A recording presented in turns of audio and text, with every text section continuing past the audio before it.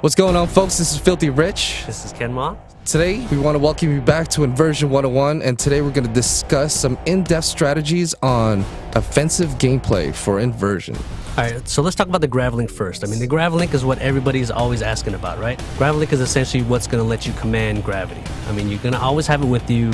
You have it with you pretty much at the start of the game, and you take it from the enemy. Take it, use it as a tool of revenge, right? It's going to let you do all these cool things, and gravlink itself is actually a weapon. So the gravlink is a weapon, so just in case you didn't know, use the gravlink, experiment with it, pick things up, and show it all around. Let's talk about the combinations that you can use with the gravlink. So right now, the example that I want to jump into is the use of the gravlink and low gravity. So the gravlink is strategic. You can't use the gravlink anywhere you want. What you have to do is you have to kind of plan out exactly where and how best to use this. So for example, when you're starting on the game, you're probably going to have about 2 or 3 shots of low gravity. So what you can do is you can use that on that sniper that's hiding behind cover. You can pull him up out of cover, and then you can use that as a way to distract him. His aim isn't going to be as good.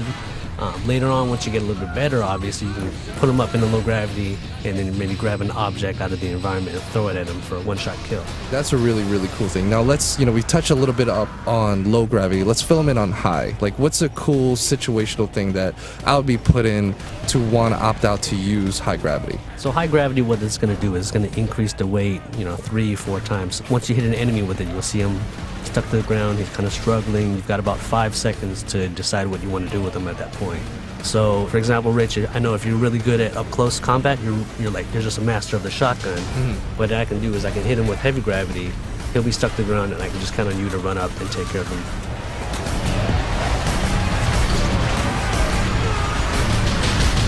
Movement, mobility is an important thing, but another thing we need to touch up on is zero gravity. Zero gravity are these entire portions of the level where the player, environment, enemies, everything is floating. Everything's always going to be constantly floating. That means grenades, they don't land, they go and float until they blow up. So how am I going to kill people? Easiest way, instead of trying to flank them, you can flank them normally. Right, you can kind of bounce between objects with your gravlink. Gravlink will actually pull you toward, almost like a grappling hook. It'll yank you towards an object. Once you start getting pulled toward this object, you can take out your shotgun, you can take out your sniper rifle, then you've got these cool mid-air battles where you're just kind of shooting at your enemy, and they'll be doing the same thing to you. So it's not uncommon to be darting back and forth and trying to line up that perfect shot, and it looks cool and it plays great. So the next thing that we're going to cover is vector shifts. So vector shifts are one of the coolest things in this game, playing on 2 different playing fields against the same type of opponent and having everything work as they normally would, but with both priorities, mine and yours, still functioning how it would normally, but I would just see you on the side of a wall and kill you. I mean, so if you see, vector shifts aren't just cosmetic. Everything has completely shifted. Enemies are going to be running at you from the side of the wall, as you can see. Now, because of that, they've got these different angles on you now. So your normal cover that you thought was safe is not necessarily going to work the right way. So they can get these shots on you. Your cover is already destructible. It's falling apart. What you're going to want to do in this situation, use your gravlink, find out anything that's around you in the environment, anything you can find. That's right. So make sure, guys, I hope you enjoyed this episode of Inversion 101, where we talk about all the different offensive strategies.